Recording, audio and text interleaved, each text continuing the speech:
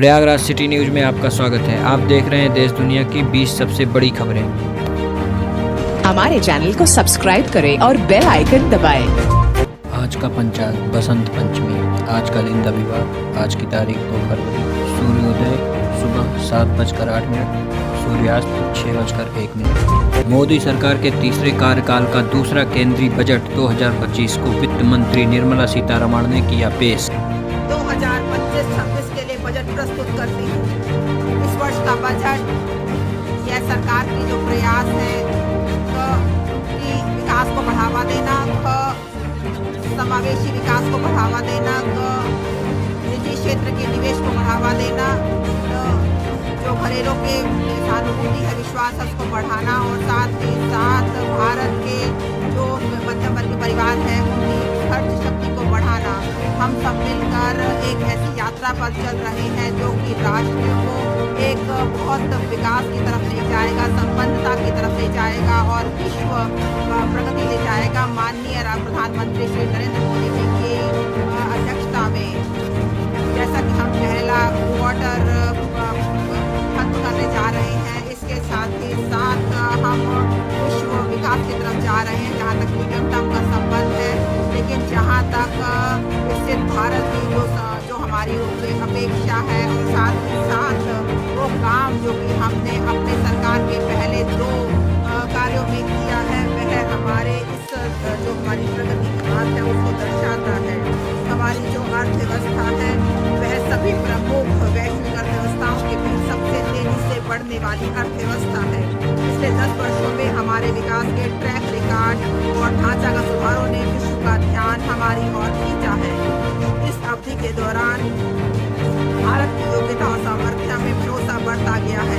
अगले 5 वर्षों को हम सभी क्षेत्रों के संतुलित विकास में तेजी लाते हुए सबका विकास को साकार करने के लिए अद्वितीय अवसर के रूप में देखते हैं। महान तेलुगु कवि और नाटककार गुरुजापा अप्पा राव ने कहा था, अर्थात कोई देश केवल उसकी मिट्टी से नहीं है बल्कि देश उसके लोगों से है। इसके अनुरूप हमारे लिए विकसित भारत में शामिल है गरीबी से मुक्ति, 100% अच्छे स्तर की स्कूली शिक्षा, बेहतरीन सस्ती और सर्वसुलभ स्वास्थ्य सेवाओं तक पहुँच, 100% कुशल कामगार के साथ सार्थक रोजगार, आर्थिक गतिविधियों में 70% महिलाएं और हमारे देश को food basket of the world बनाने वाले किसान। इस बजट में प्रस्तावित विकास उपाय गरीबी, युवा, अन्नदाता और नारी को ध्यान में रखकर 10 व्यापक क्षेत्रों तक फैला हुआ है। कृषि के विकास और उत्पादकता को गति प्रदान करना, ग्रामीण संपन्नता और अनुकूल निर्माण, समावेशी प्रगति के पथ पर सबको साथ लेकर चलना, भारत में निर्माण बढ़ाना और मेक इन इंडिया की ओर आगे ले जाना, MSME को सहायता देना, रोजगार द्वारा विकास को समर्थ बनाना, जनता अर्थव्यवस्था और नवाचार में निवेश करना, ऊर्जा आपूर्तियां सुनिश्चित करना, निर्यात को बढ़ावा देना, नवाचार को पोषित करना। विकास की इस यात्रा के लिए हमारे 4 शक्तिशाली इंजन हैं: कृषि, MSME, निवेश और निर्यात। ईंधन है हमारे सुधार, हमारी मार्गदर्शक प्रेरणा है समावेशिता और लक्ष्य है विकसित भारत। इस बजट का उद्देश्य 6 क्षेत्रों में परिवर्तनकारी सुधार करना है। इनसे अगले 5 वर्ष की अवधि के दौरान हमारी विकास क्षमता और विश्व स्तर पर प्रतिस्पर्धा क्षमता बढ़ेगी।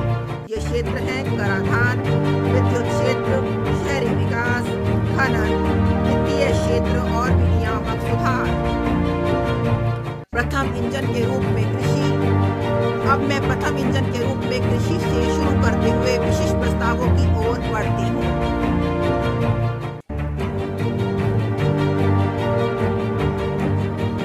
प्रधानमंत्री धन धान्य कृषि योजना, विकासशील कृषि जिला कार्यक्रम। आकांक्षी जिला उज्ज्वला कार्यक्रम की सफलता से प्रेरणा लेकर हमारी सरकार राज्यों की भागीदारी से प्रधानमंत्री धन धान्य कृषि योजना का शुभारंभ करेगी।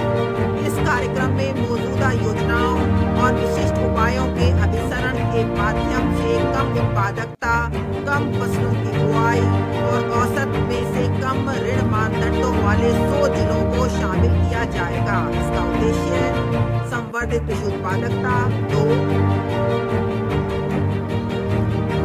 फसल विविधता और सतत कृषि पद्धतियों को अपनाना, 3 पंचायत और ब्लॉक स्तर पर फसल कटाई के बाद भंडारण बढ़ाना, 4 सिंचाई की सुविधाओं में सुधार करना और 5 दीर्घ अवधि और लघु अवधि ऋण की उपलब्धता को सुविधाजनक बनाना होगा। इस कार्यक्रम से 1.7 करोड़ किसानों को मदद मिलने की संभावना है। ग्रामीण संपन्नता और अनुकूलन निर्माण, एक व्यापक बहु क्षेत्रीय ग्रामीण संपन्नता और अनुकूलन निर्माण कार्यक्रम राज्यों की भागीदारी से प्रारंभ किया जाएगा। इससे कौशल, निवेश, प्रौद्योगिकी के माध्यम से कृषि में कम रोजगार का समाधान होगा और ग्रामीण अर्थव्यवस्था में नई जान आएगी। इसका उद्देश्य ग्रामीण क्षेत्रों में प्रचुर मात्रा में अवसर पैदा करना है ताकि प्रवास एक विकल्प न हो, न कि अनिवार्यता। यह कार्यक्रम ग्रामीण महिलाओं, युवा किसानों, ग्रामीण युवाओं, उपेक्षित और छोटे किसानों और भूमिहीन परिवारों पर ध्यान केंद्रित करेगा। इसका विवरण अनुलग्न में दिया गया है। वैश्विक और घरेलू सर्वश्रेष्ठ पद्धतियों को शामिल किया जाएगा और बहुपक्षीय विकास बैंकों से उपयुक्त तकनीकी और वित्तीय सहायता प्राप्त की जाएगी। पहले चरण में 100 विकासशील कृषि जिलों को शामिल किया जाएगा। दलहन में आत्मनिर्भरता, हमारी सरकार खाद्य तेलों में आत्मनिर्भरता प्राप्त करने के लिए राष्ट्रीय खाद्य तिलहन मिशन को कार्यान्वित कर रही है।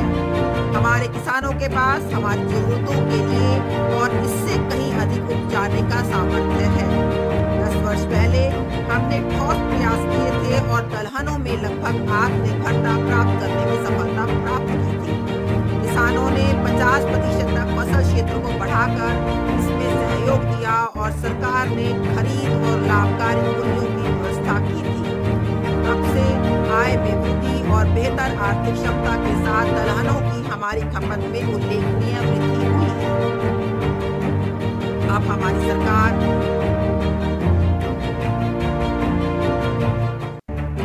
तूर, उड़द और मसूर पर विशेष ध्यान के साथ 6 वर्षीय दलहनों में आत्मनिर्भरता मिशन प्रारंभ करेगी। इसका विस्तृत विवरण अनुलग्न ख में दिया गया है। केंद्रीय एजेंसियों नेफेड और NCCF में पंजीकरण और इनसे करार करने वाले किसानों से अगले 4 वर्षों के दौरान ये एजेंसियां इन दलहनों की उतनी खरीद करने को तैयार रहेंगी जितनी उनके पास लाई जाएगी।